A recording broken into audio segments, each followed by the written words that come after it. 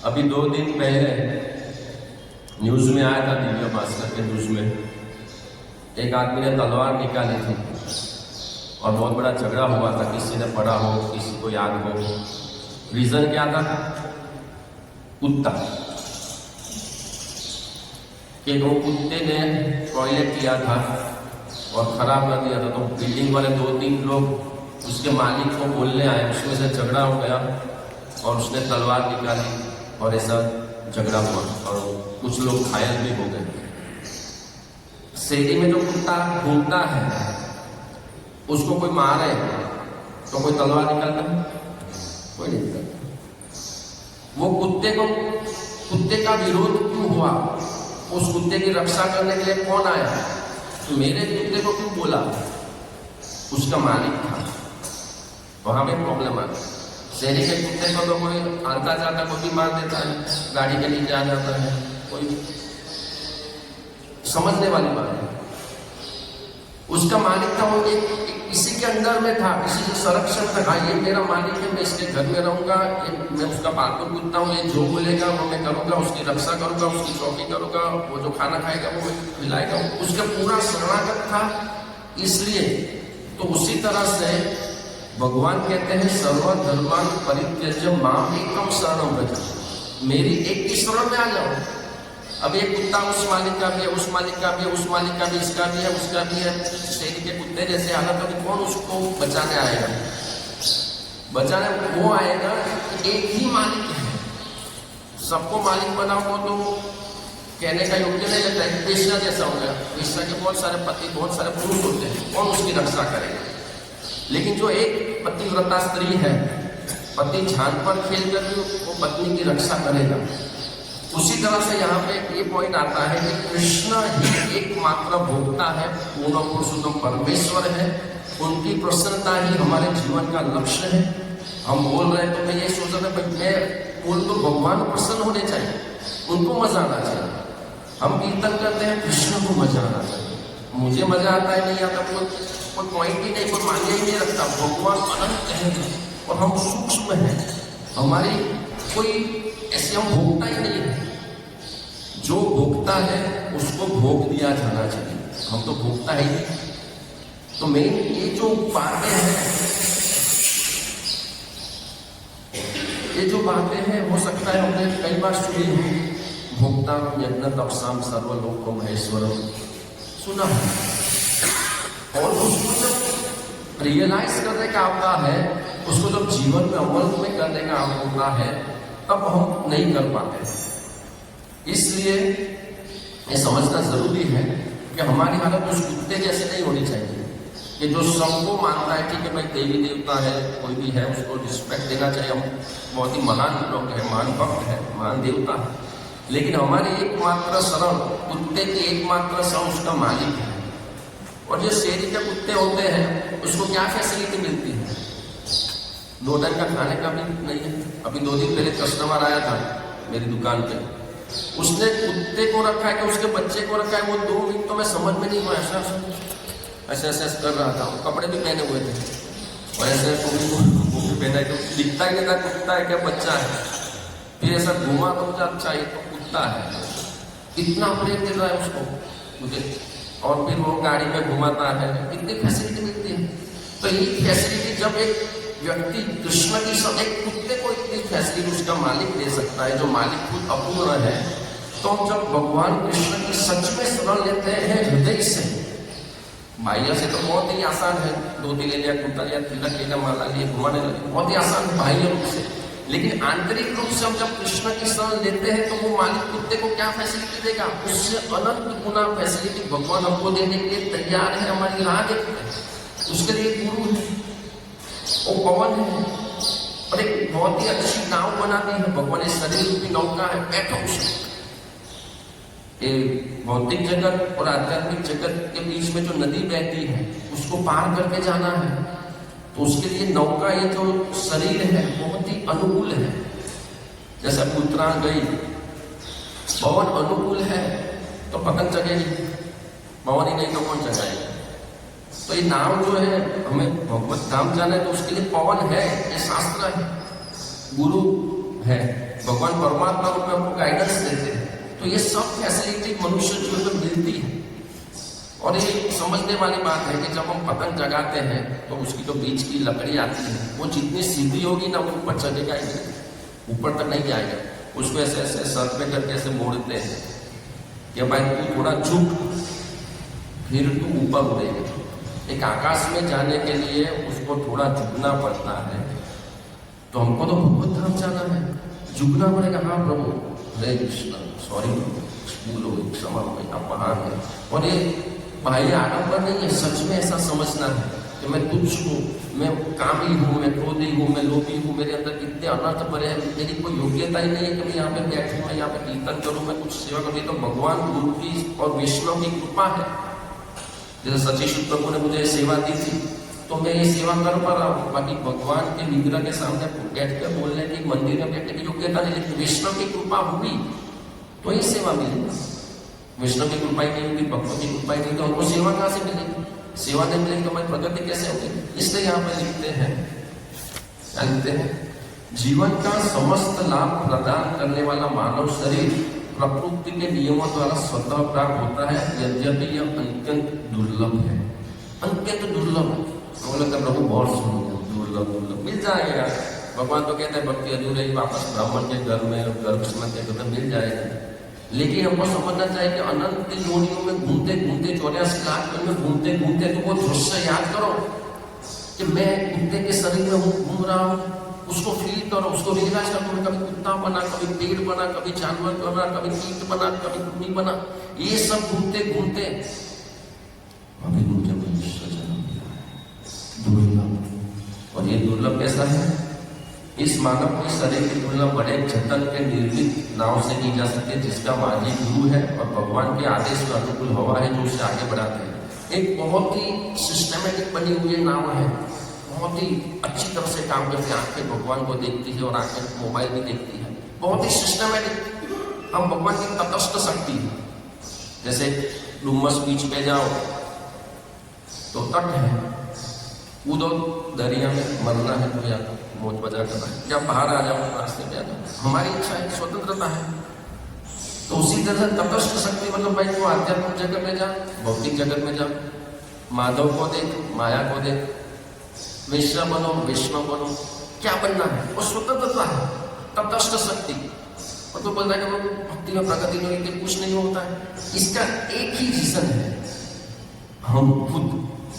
ये जो हमारे अंदर भोग की इच्छा है, भक्ति नहीं करने की इच्छा है, बार बार भोगने का मन होता है, भक्ति बोरिंग लगती है। यही तो हमको पहले भी लगता था।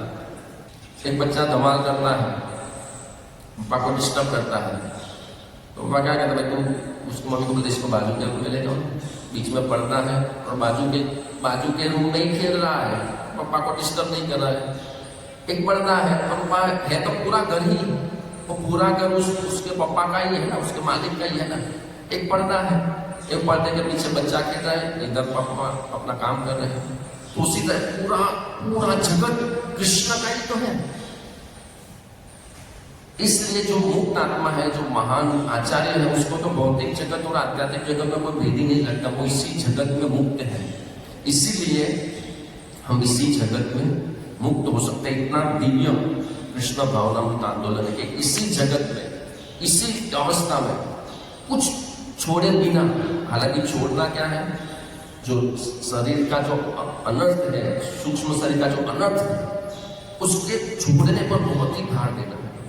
जैसे भगवान क्या कहते हैं, पूरा भगवत गीता का हमने बहुत बार सुना होगा, क्या कहते हैं, सदैव मेरा चिंतन करो, मेरे भक्त बनो, मेरी पूजा करो, मुझे मन मनाओ, भव मत भक्त, सदैव मेरा चिंतन करो।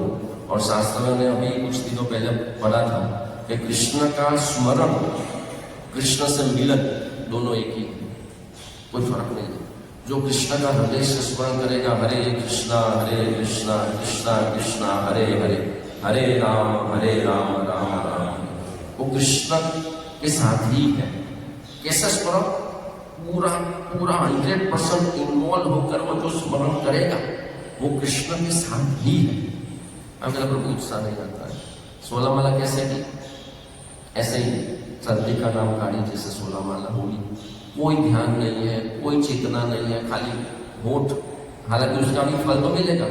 मुंह बोला हरे कृष्ण, मन जहां जाता है बस जा रहा है। कोई भगवान करे तो मन जाए उसको खींच कर लाओ, मुझ पे केंद्रित करो, सदैव मेरा स्मरण करो। स्मरण इंपॉर्टेंट है। हालांकि कलयुग में भगवान का नाम लेना और भगवान का स्मरण एक ही है, लेकिन फिर भी हम उस लेवल पर नहीं है, इसलिए हमें स्मरण पर बहुत जोर देना है। हरे कृष्ण का जप तो करना है, लेकिन हमें प्रैक्टिस करना है कि हम जब जप कर रहे हैं तब सच में भगवान का स्मरण हो रहा है या नहीं हो रहा है। और भगवान को तो सदैव मेरा चिंतन करो, सदैव मेरा स्मरण करो। काम पे जा रहे हो, नौकरी पे जा रहे हो, रसोई बना रहे हो, स्कूल जा रहे हो, कॉलेज जा रहे हो, कहीं भी जा रहे हो, कुछ भी कर रहे हो, गाड़ी चला रहे हो, हरे कृष्ण कृष्ण कृष्ण हरे बोल रहे हो। भगवान राधा कृष्ण क्या कर रहे होंगे, बोलो को कितनी अच्छी सुंदर लीलाएं हो रही होगी, मैं यहाँ पे भगवान का स्मरण कर रहा हूँ। ये सब भगवान का चिंतन कर रहे हैं तो भगवान का संग हो रहा है। और जो भगवान का संग करेगा वो अशुद्ध कैसे रहेगा, उसके अंदर अनर्थ कैसे रहेगी। अनर्थ क्यों है कि भगवान का संग नहीं हो रहा है। भागवतम पढ़ रहे हैं लेकिन ध्यान कहीं और है, जप कर रहे हैं ध्यान कहीं और है, प्रसाद ले रहे हैं ध्यान कहीं और है। जहां जहां भगवान का संग हो रहा है वहां ध्यान ही नहीं हुआ। भगवान को प्रणाम कर रहे हैं लेकिन कुछ और सोच रहे हैं, तो ये आर्टिफिशियल जैसा हो गया। ठीक है, नई नई अवस्था में ऐसा होता है, कोई बात नहीं। हम कहते भाई पहले क्वांटिटी फिर क्वालिटी। प्रभु पहले 16 माल पर पहुंच जाओ, फिर क्वालिटी आएगी। क्वालिटी भी आएगी, हेवमोर भी आएगा, वारीलाल भी आएगा। कब क्वालिटी आएगी? 16 माला पर तो 20 साल पहले पहुंच। क्वालिटी आएगी धीरे धीरे धीरे। अभी भाई क्वांटिटी में पहुंच गया, अभी बहुत ही जल्द। इसमें क्या दुर्लभ, सुदुर्लभ। मनुष्य जन्म इतना दुर्लभ है कि इसको चला गया फिर कैसे करेंगे। इसलिए क्वालिटी बहुत ही जल्द लानी है। हमको थोड़ा नए वक्त होते तब उसको थोड़ा रिलैक्स करने के लिए उसको फोर्स नहीं करते कि भाई धीरे धीरे पहले 16 माला पहुंचो, फिर धीमे धीमे। प्रभु मन नहीं लगता है, कोई बात नहीं, धीरे धीरे लगे। हम धीरे धीरे 84 लाख योनियों में घूमते घूमते इतने जन्म जाए, कितना धीरे। अब तो स्पीड बढ़ाओ। जैसे वो मैच नजदीक आ जाते हैं 2020 की, और वो मैच फिनिशर होते हैं लास्ट में 15 से 20 ओवर में, 17 से 20 ओवर में चौके छक्के आउट हो गया, दूसरा गया। ऐसे कितना स्पीड बढ़ाते हैं। हम तो 40 के हो गए, 45 के हो गए, 50 को होने के बाद स्पीड नहीं बढ़ रही है। और स्पीड कम हो गई ऐसा हो सकता है? नहीं होता। प्रभु हरे कृष्ण, नाचो गाओ तो क्या है, प्रभु सेवा करो, पुस्तक को ये करो। अभी धीरे धीरे और वो मैच होती है ना, तो शुरू में ऐसा होता है। शुरू में ये ऐसा 2020 में शुरू में चौके छक्के, फिर जैसे जैसे विकेट गिरते हैं फिर स्लो हो जाता है। तो हम जैसे माया के अंडर में आते हैं फिर डाउन हो जाते हैं। लेकिन हमको समझना है कि मृत्यु तो कभी आती है, ठीक है, लेकिन खास करके जो 40 के ऊपर 45 के ऊपर गए हैं उसको बहुत ही हृदय से समर्पित हो जाना है। वो मेरा बच्चा है, मेरी पत्नी है। अल्लाह भाई भगवान तो ये कहता है कि सदैव मेरा स्मरण करो। पूरा भगवत गीता का निचोड़ तो लास्ट में यही है कि मेरा स्मरण करो। भगवान ने 18 अध्याय कह डाले, फिर ये कंक्लूजन नहीं दिया कि तुम घर बार छोड़ दो। ये कंक्लूजन दिया कि सदैव मेरा स्मरण करो। स्मरण होना अनिवार्य है। मेरा चिंतन करो, मेरे भक्त बनो, मुझे नमः से सर्व धर्मान परित्यज मां में कम शरण, मेरे शरण में आ जाओ। ये इम्पोर्टेंट है। और यहाँ पे तात्पर्य में लिखते हैं, भगवान कृष्ण की आत्म की कृपा उस अनुकूल वायु के तुल्य है जो भगवत धाम वापस आने के मार्ग में सरलता से बहा ले जाती है। अनुकूल पवन है। अभी उत्तरायण में बहुत ही पवन था, पतंग चल रही थी, उसी तरह से अनुकूल पवन है। और कलयुग में तो बहुत ही अनुकूल पवन है। कोई बोल सकता है कि प्रभु बहुत ही प्रतिकूल है, नहीं, अनुकूल है। वो हजारों साल तक तप करने की जरूरत नहीं है। हृदय से भगवान को पुकारो, भगवत धाम जाना निश्चित। पूरी भगवान ने अनुकूल पवन चैतन्य महाप्रभु के रूप में आए। चैतन्य महाप्रभु आए, श्री प्रभुपाद को भेजा, और अभी भी प्रभुपाद के सन्निष्ठ महाराज शिष्य यहाँ पर उपस्थित है। तो पूरा अनुकूल है, पवन है, गुरु है, शास्त्र है, और सबसे इंपॉर्टेंट क्या है? ईश्वर सर्वभूतानां हितेशः, भगवान प्रेरणा देते हैं, ये करो, मेरा स्मरण करो, भोग से दूर रहो। इस तरह से हमको प्रेरणा देते हैं। और आगे लिखते हैं, भगवान द्वारा ऐसा दयामय मार्ग से अधिष्ठान भक्त को तेजी से भगवत धाम के पथ ले जाता है। किंतु जो यह नहीं समझ पाता कि मनुष्य सहित भगवान और सागर को पार करने के लिए उपयुक्त नाम है, उसे गुरु स्वरूप मार्ग में सीधा करने की आवश्यकता प्राप्त नहीं होती। ये समझ नहीं पाते बहुत से लोग।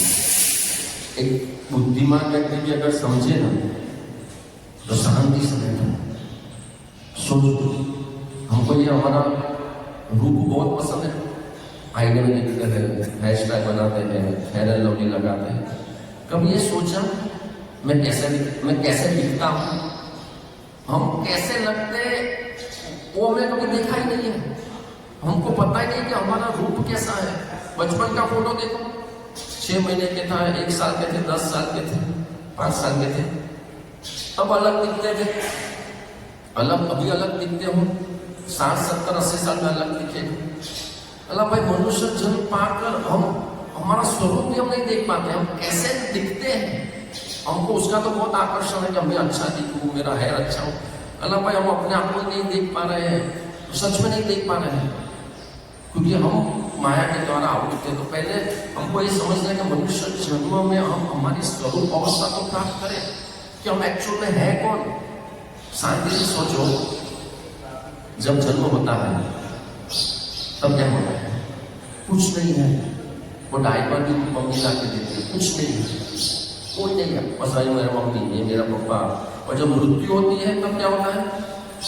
तब भी अभी मैं आ रहा था, उस मसान का रथ जा रहा था, रास्ते में सब लोग छोड़ने जा रहे थे, व्हाइट कपड़े पहन।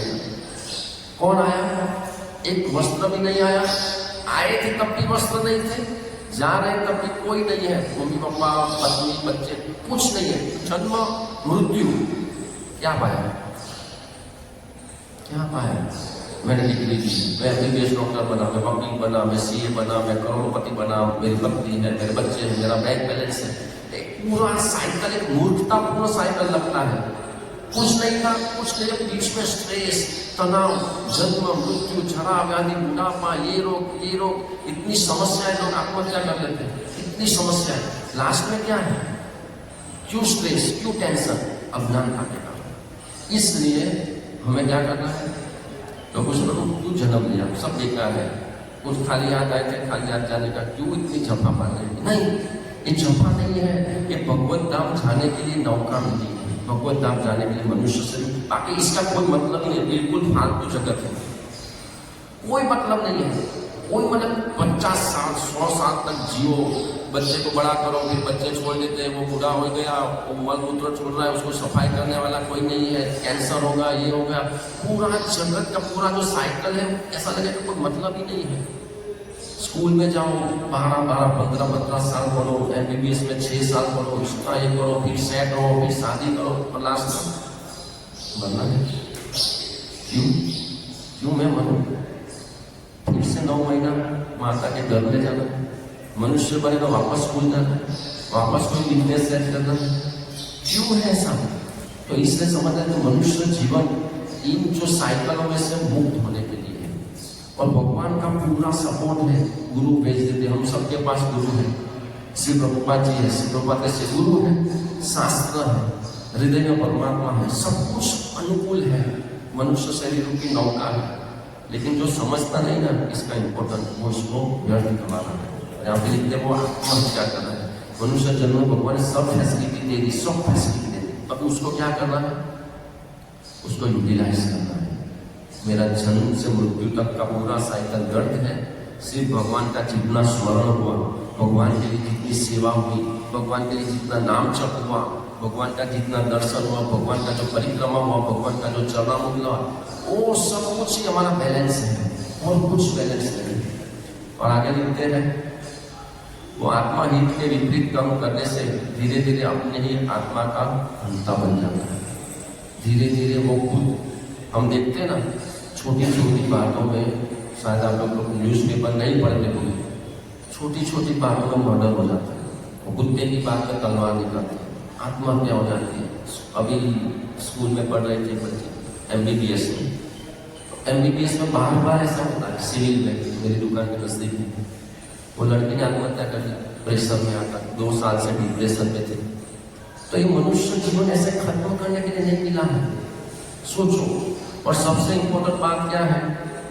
सबसे इम्पोर्टेंट बात यह है कि जब हम सब लोग तो भक्ति में है, और भक्ति में बहुत साल हो जाते हैं, फिर कई बार ऐसा लगता है बहुत प्रगति नहीं है, मजा नहीं आ रहा है, तब भी डिप्रेशन आता है।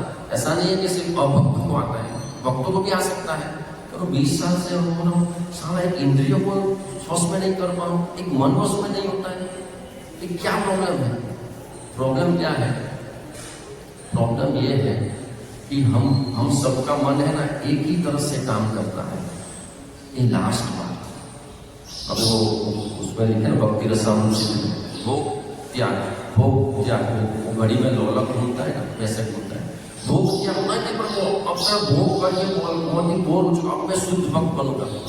15-20 दिन गए, 1 महीना गया, फिर से भोग का आकर्षण, फिर भोग लिया, फिर संकल्प नहीं, अल्लाह भाई ऐसा अनंत जन्मों से ही कर रहे हैं, अब नहीं, ये लास्ट बार, अल्लाह कब लास्ट आएगा और कब ब्लास्ट होगा हमारे जीवन में, कभी तो उसका अंत होना चाहिए।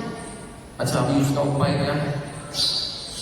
उपाय ये है कि भगवान का स्मरण हृदय से करना है, नियमों का स्मरण हृदय से करना है, और सबसे महत्वपूर्ण है आत्मचिंतन करना है, लिखना है कि मैं संकल्प करता हूँ एक बुक में, इंद्रिय तृप्ति में कोई सुख नहीं है, मैं 40 साल 50 साल का अनुभव लिखो, और जब भी आक्रमण आए उसको पढ़ो। तो प्रैक्टिकल है, शास्त्र के आधार से हम सब कुछ जानते हैं कि हरे कृष्ण का जप करना है, शास्त्र का अध्ययन करना है, लेकिन प्रैक्टिकल ये है उसको पढ़ो कि मैंने खुद लिखा है, मेरे जीवन का पूरा निचोड़ मैंने लिख दिया है, अब मुझे भगवत धाम जाना है, और मैं वापस भोग में लिख दूंगा, वापस निराश होगा, वापस डिप्रेशन में जाऊंगा, वापस संकल्प करूंगा कि अभी मुझे त्याग में ही जीना है, इससे अच्छा है कि मैं भोग में जाऊंगी। ये भोग त्याग का सिस्टम मैं 2025 में बंद करूंगा, ऐसा दृढ़ संकल्प। अच्छा, उसके बाद क्या होगा? उसके बाद ये होगा कि जब कोई व्यक्ति भोग को छोड़ेगा ना, मन उसको बहुत ही चलाएगा, क्योंकि उसको अनंत जन्मों से मन को आदत पड़ी है, तो मन तो साथ में ही जाता है, मन उसको रहेगा एंजॉय, कब तक भक्ति करके उठ। ये देखो सब लोग 30+ मना रहे हैं, एंजॉय कर रहे हैं, तू भी एंजॉय कर, इससे मन चलाएगा। और जब कोई व्यक्ति मन की नहीं मानता है ना, तो वो उसको बहुत परेशान करेगा, उसको लगता है मर जाऊँ, मैं डिप्रेशन में चला गया, तनाव में चला गया, इससे अच्छा चलो भोग में नहीं बोला कि फिर मैं त्याग करूंगा, इसका तो मन की बात मान लेता है। लेकिन मन की बात नहीं मानोगे तभी दिव्य लेवल पर हो। कब तक चलाएगा? उस टाइम भक्तों का संकल्प, प्रभु मन बहुत ही चला रहा है, क्या करूं? और सब में जाऊंगा तो मन डाइवर्ट हो जाएगा, कुछ शास्त्र पढ़ लिया, कुछ मोबाइल में अच्छा सुन लिया, गुरु की वाणी सुन ली, बाहर टहलने चले गए, सुनते, तो इस तरह से मन जो है ना वो डाइवर्ट हो जाएगा। मन को कोई मार नहीं सकता, उसको हमेशा डाइवर्ट करने का होता है, उसको कुछ जगह पे लगाना होता है। तो उसमें भक्तों की मदद ले सकते हैं, शास्त्रों की मदद ले सकते हैं, इन शॉर्ट उसके ऊपर ध्यान देना पड़ता है। जैसे, और हमको ये लगता है कि मन को वश में करना बहुत कठिन है, कठिन तो है, भगवान भी कहते हैं, लेकिन जो एक बार एक्सपर्ट हो गया ना, जो ये गुरु है, प्रभुपाद गुरु शिष्य है, कैसे इतने सिद्ध है, उन्होंने मन को जीत लिया, पूरी तरह से जीत लिया। एक बच्चा जब साइकिल सीखता है ना, पापा बहुत कुछ है, साइकिल, मेरा बेटा मुझसे बोल रहा है, पापा मैं कभी साइकिल नहीं सीख पाऊंगा, छोड़ो सिखाना, कुछ सालों से अभी वो एक्टिवा भी चलाता है। तो जब कोई व्यक्ति ट्रेनिंग लेता है ना, तब उसको बहुत ही कठिन लगता है मन को वश में करना, इंद्रियों को वश में करना, ऐसा लगता है इम्पॉसिबल, ये संभव ही नहीं है। लेकिन वही व्यक्ति जब एक्सपर्ट हो जाता है तब उसका ध्यान ही नहीं होता है कि मेरा मन पूरी तरह से कृष्ण में लगा। हमारा जिस तरह से मन भोग में लगा हुआ है ना, वैकुंठवासियों का, गोलोकवासियों का, सेम उसी तरह से मन कृष्ण में लगा हुआ है, बस यही फर्क है। और जब कोई व्यक्ति इसी जगत में वो प्रैक्टिस कर लेगा कि उसका मन पूरी तरह से भगवान में लग गया है, वो भगवत धाम ही है, वो भगवान के धाम में चला गया, भले उसका खाली शरीर छोड़ने का बाकी है। तो यही फर्क है, और इसको हमें प्रैक्टिस लाना है। कृष्ण का विस्मरण स्मरण करो, विस्मरण का स्मरण करो, विस्मरण का स्मरण करो, विस्मरण का स्मरण करो, स्मरण का प्रैक्टिस करना है, स्मरण का प्रैक्टिस करना है। भोग में जा रहे हरे कृष्ण, इसमें जा रहे हरे कृष्ण, इसमें जा रहे हरे कृष्ण, खींच के भगवान पे लाने का पूरा 24 घंटे प्रैक्टिस करना है, जागरूक रहना है, मेरा मन जा रहा है। हमें इनका लापरवाह हो जाते हैं, हाईवे पर भी बहुत एक्सीडेंट होता है। क्यों होता है कि वो लापरवाह है, मुझे तो बहुत अच्छा आता है, पूरा रास्ता खुला है, 120 में भगाओ, फिर ऐसा एक्सीडेंट होता है कि वो मर ही जाता है। तो उसका जो लापरवाह हो गया ना कि मैं तो 20 साल से हूँ, मैं पूरा एक्सपर्ट हूँ, मेरा मन पूरी तरह से बस में है, वो ऐसा एक्सीडेंट होगा ना कि वो बहुत ही खराब रीत से पतन होगा। हालांकि भक्तों का पतन नहीं होता है, लेकिन राष्ट्र में प्रैक्टिकल टिप्स यही है जो भगवान ने बोला कि ये सब कुछ है तो उसका हमें उपयोग करना है। और सबसे इम्पोर्टेंट बात जो है, इसको नोट करना है, मन मना भव बद, इसको समझना है। कोई सिगरेट बोल देता है तो ऐसे ही बोलता, वो पापा मर रहे हैं, बेटा बेटा इधर आओ, मैं तुम्हें सिगरेट देता हूँ, वहाँ पे जमीन के नीचे लाखों सोना मोहर है, मरते मरते सिगरेट बोल दिया। तो भगवान ने भगवद गीता का समापन करते करते सिगरेट सिगरेट सिगरेट क्या है, सदैव मेरा स्मरण, यही सिगरेट है। और जो स्मरण करेगा वो भक्ति बनेगा, वो भगवान की पूजा भी करेगा, भगवान को नमस्कार भी करेगा। सिगरेट आ गया, सदैव मेरा स्मरण।